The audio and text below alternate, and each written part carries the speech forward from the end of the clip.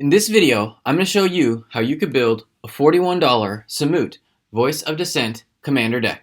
Let's get started. Quick shout out to Scott Hamilton. A while back they left a comment on my channel saying Samut Voice of Dissension is the deck I want to see. Thanks for that request, Scott, and here's my best effort. Total cost of this deck is just under $41 as of the day of recording. Prices were checked using mtgstocks.com. Do note that prices fluctuate, so they may be above or below where you see them listed at in this video. And this deck is 1DH legal, meaning all the cards in the deck are $1 or under, with the exception of the commander, who can be up to $5.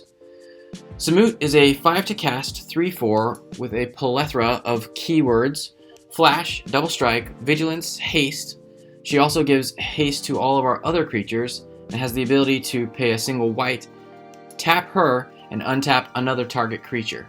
We are going to try and key in on all those keywords and win through commander damage, also known as Voltron, meaning we're trying to knock players out by dealing 21 points of damage with just Samut to that player. I found in playtesting I was usually getting 1 or 2 this way, and then the third one was just regular combat damage. We also have other bigs that kind of substitute for Samut if she's been removed too many times. If our go big strategy isn't working, we also have a few cards that can help us go wide by making tons and tons of tokens. We really want to take advantage of Samut's ability to give all of our creatures haste, as well as untap another one of our creatures. So we're running creatures that get an advantage off of either attacking or using their tap abilities to get a second use out of them with Samut. To start off, we're going to talk about the Accelerants in the deck. We are running 9 of them.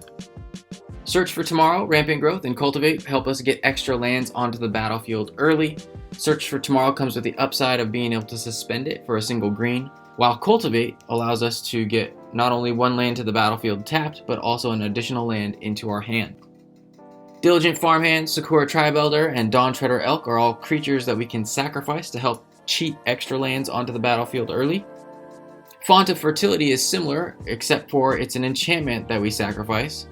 And Nissa's Pilgrimage and Wood Elves help us to get forests to the battlefield early.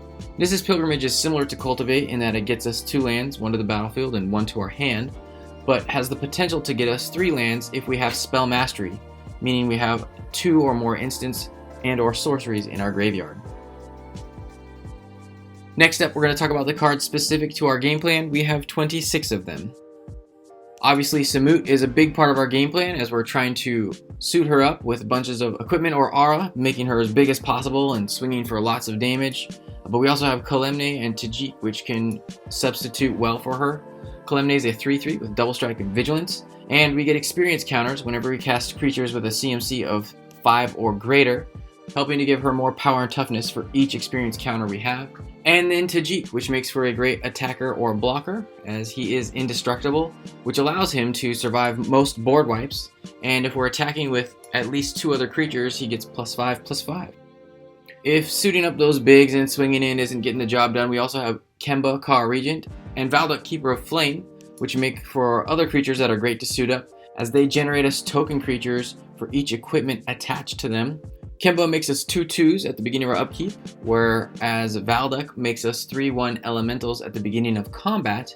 Downside to Valduk is that those elementals are exiled at the beginning of our end step, so they're really only good for attacking, whereas the cats can be used as attackers or blockers. Kazandu Tuskcaller is a great mana sink, as we pay 2 to put it out. It's only a 1/1, but we can pay 1 and a green at sorcery speed to level it up. And then once the Tuskcaller reaches level 2, we can tap it to create elephant tokens. Great for Samut, as she can untap the Tuskcaller to retap it, getting us an extra elephant token. If we do get the Tuskcaller up to level 6, we can generate 2 elephant tokens off of it. And then after combat, but before our next turn, we can use Samut to untap the Tuskcaller, retap it to create another 2 elephants, effectively generating us 4 3/3 elephants per turn. Champion of Lambholt, Rubble Belt Raiders, as well as Dramoka the Eternal kind of help both of our strategies, either going big or going wide. Champion of Lambholt gets plus counters whenever a creature enters the battlefield under our control. So if we have any of those token generators out, she's going to get very large. We can also just suit up the Champion of Lambholt, as she gives evasion to our team, as creatures with power less than the Lambholt can't block creatures we control. If we get a bunch of equipment on her, she can make our entire team unblockable. Rubblebelt Raiders is similar in that she gets plus counters whenever she attacks for each attacking creature we control. So she does a lot better when we do have those token generators out, as we can swing in freely with them, making the Raiders that much bigger. But she can also just get bigger slowly over time each turn if she's able to survive. Dromoka the Eternal also benefits from attacking, as whenever a dragon attacks, we get to bolster 2, meaning the creature we control with the least toughness gets 2 plus counters. Mace of the Valiant explodes for us with any of those token generators on the battlefield, as it gets a charge counter anytime a creature enters the battlefield under our control. Whatever you equip the mace to gets vigilance and +1/+1 for each charge counter it has. Griff's Boon and Rancor are 2 auras that help give us evasion and are hard to remove, as the Boon we can cast again from our graveyard for 3 and a single white, and Rancor, if it would be put in the graveyard from the battlefield, gets returned to our hand. The Boon gives flying and +1, whereas of Rancor gives +2 and trample. Blackblade Reforged, Imperial Plate, and Bone Horde all give +X/+X based on a particular condition. The Blackblade Reforged's condition is the number of lands we control. Imperial Plate is based on the number of cards in our hand, and Bone Horde is based on the number of creatures in all graveyards. O Naginata Behemoth Sledge and Loxodon Warhammer all pump our creatures and give trample. The Sledge as well as the Warhammer also give lifelink. Forebear's Blade gives +3/+0 vigilance and trample. It also comes with a cost reduction for re-equipping, and Collective Blessing helps to pump our entire team, giving all of our creatures +3/+3. Mirror Shield, Alpha Authority, and Blossoming Defense all help to protect our creatures as they give hexproof. The shield comes with the upside of helping us in combat versus death touch creatures. Alpha Authority helps us in combat in that it only allows one creature to block the enchanted creature, and Blossoming Defense can also help us win in combat by giving a creature +2/+2. Notably, this can be used in conjunction with Samut to help knock people out with commander damage. You might not even need the hexproof, but perhaps that +2/+2 helps you get over that threshold of 21 commander damage. Ajani's Presence, Fight as One, and Sheltering Light all help us give our creatures indestructible. Ajani's Presence and Fight as One can protect multiple targets, where Sheltering Light allows us to scry. Next up, we're going to talk about the cards that interfere with our opponent's game plan. First off, we have Valorous Stance, which comes with multiple modes, either allowing us to protect our game plan by giving a creature indestructible, but more commonly used for destroying a creature with toughness 4 or greater. Crib Swap allows us to exile any creature and leaves that creature's controller with a 1/1 shapeshifter. And Selesnya's Charm comes with 3 modes, all of which I used in playtesting. Pumping, just the same as Blossoming Defense, either winning in combat or knocking players out. You can also exile a creature with power 5 or greater. And then the third mode, I hardly ever use Selesnya Charm for when running it in other decks, but actually was rather effective in this deck, as it allowed me to rebuild really well after a board wipe. I was able to play a 2/2 Vigilant Knight at instant speed before my turn, and then attach a bunch of equipment to that knight. Turned it into a 24/20 Vigilant, Trample, Lifelink, Hexproof creature, and was actually won the game because of that knight. So don't discount that last mode. We also have Intrepid Hero, which allows us to destroy a creature with power 4 or greater. This also synergizes well with Samut, as she gives it haste, so we can use it the turn it enters, and we can also use Samut to untap it, allowing us to get 2 creatures per turn cycle with it. Archon of Valor's Reach interferes with our opponent's game plan in that it can block them from playing a particular card type. When it enters, we choose a type. I almost always chose Sorcery if I was in a commanding position, as I didn't want my opponents to be able to play board wipes. Or if I was kind of behind or at parity, I would just choose Planeswalker, as I'm not running any of those in this deck. It's also a pretty good sized creature with some good keywords, a 5/6 flyer with vigilance and trample. Mob Rule, under the right circumstances, a lot of times will just be able to remove a player for me, as I can gather all the creatures 3 or less, or 4 or more, and then usually wipe a player out. So you can use this to remove enchantments, artifacts, creatures that you don't like if you're able to knock a player out with Mob Rule. Reclamation Sage, True Love's Kiss, and Kasali Pridemage all help us to remove problematic artifacts or enchantments. Kasali Pridemage notably has Exalted, which gives an attacking creature +1/+1 as long as it's attacking alone. For board wipes, we're running Phyrexian Rebirth, which destroys all creatures and leaves us with a Horror, which has power and toughness based on the number of creatures that died, as well as the Realm Cloaked Giant, which you're going to want to send on an adventure, which destroys all non-giant creatures. And then later you can pay 7 to cast the Realm Cloaked Giant out of exile, giving you a 7/7 Vigilant creature. Obviously, if your meta has a giant tribal deck, you're not going to want to run this, so find some other kind of substitute. Next up, we have cards that provide consistency to this deck. We are running 13 of them. To start off, we have the Heirloom Blade, another equipment that we can help to make our creatures more formidable, but if the creature that the blade is equipped to dies, we get to reveal cards off the top of our library until we reveal a creature with a matching type and put that card into our hand. So it helps get us some consistency in that it will draw us more creatures. Almost all the creatures in this deck have at least one other card that has the same type as it. There were 4, however, that did not have any that won't get you into any new cards, and those were Elk, Angel, Archon, or Devil. So if you're really looking for some card advantage off of an Heirloom Blade, don't equip any of those 4 types. Human was the most prevalent, so if you're looking for card advantage, definitely trying to equip humans. Seer Sundial is going to allow us to draw a card for 2 mana anytime land enters the battlefield under our control. And Sunset Pyramid is going to help us to draw up to 3 cards, and then if we've gotten 3 uses out of it, we can continue to use it to scry. Colossal Majesty, Furious Rise, and Drum Hunter are going to get us card advantage as long as we have a creature with enough power.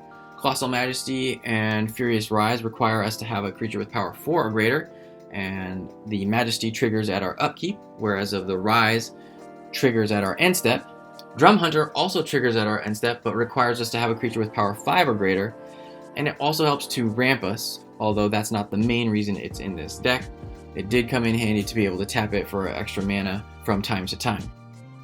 Outpost Siege and Cerkera the Bold help us to get card advantage in that they exile cards and allow us to play them for the remainder of the turn. The Siege is only going to do that for us as long as we choose Cons, and Cerkera will only do that for us if we ping our opponent's life totals. If you're trying to use Cerkera for card advantage, just ping your opponents, and you can even get 2 uses out of her if you use Samut in that way. If you are looking for cards to substitute out, Cerkera the Bold as well as the Mace of the Valiant would be the 2 I would look at first, as they seemed more situational than the other cards in the deck. Hoarding Dragon is great as it allows us to pseudo-tutor up an artifact. I was always trying to get the Mirror Shield first if I didn't already have it, as it would give hexproof, which is really important, and then Harmonize, which draws us 3 cards for 4 mana. Tiana, Ship's Caretaker, was hard to place. I put it under Consistency. Could have probably gone under Game Plan as well, as it helps protect us. She is a 3/3 flyer with First Strike, so good stats there, especially once you equip her. Comes with evasion. But she reads, whenever an aura or equipment you control is put into a graveyard from the battlefield, you may return that card to its owner's hand at the beginning of the next end step.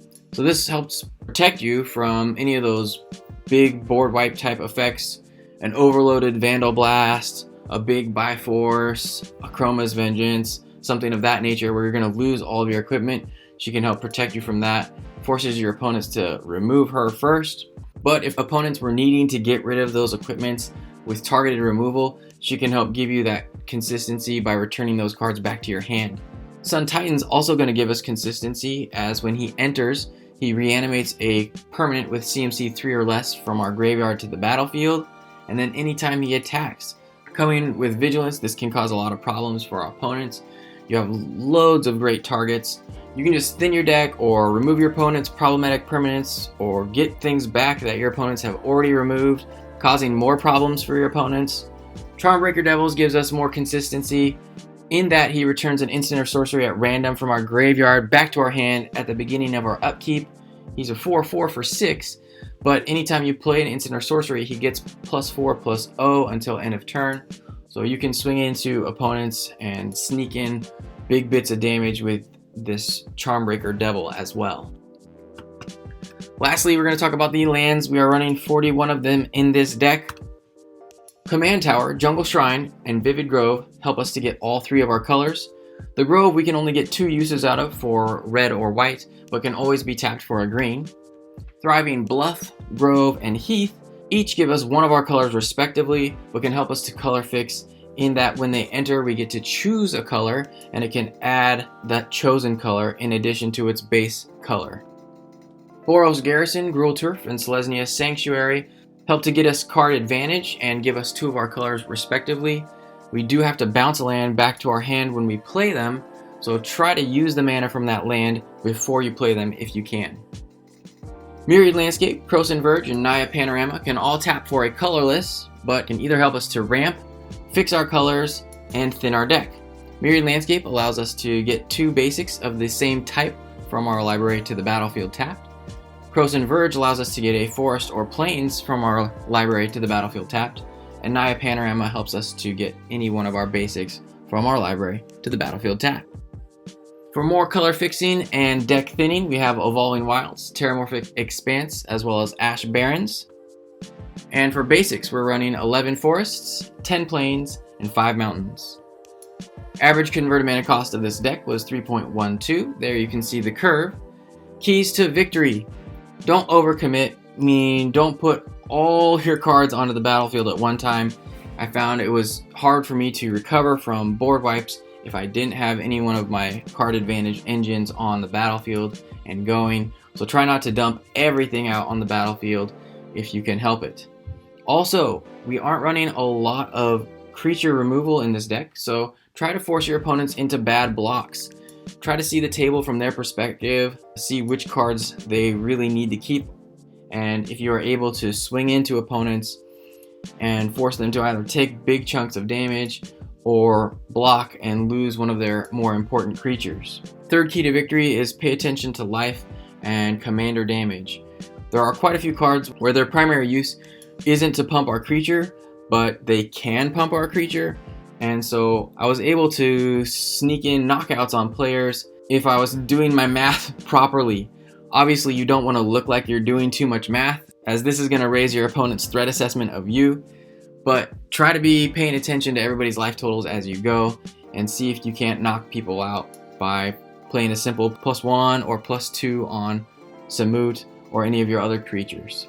So if you like the idea of attaching a bunch of equipment to your creatures and swinging in with huge, vigilant, trampling lifelinkers, give this deck a go. Here are a few cards I would consider if I were to go above that $1 price point. If you want to see some more ideas, check out the link in the description below. Better yet, share your thoughts in the comments what card you would upgrade with. That way, others can see your brilliant ideas and alter to their liking. If you liked the video, you should give it a thumbs up and consider subscribing. If you do, make sure you ring the bell so you don't miss any of the new weekly content from Budget Commander. Otherwise, you can check out the video in the top right or either of the playlists on the bottom.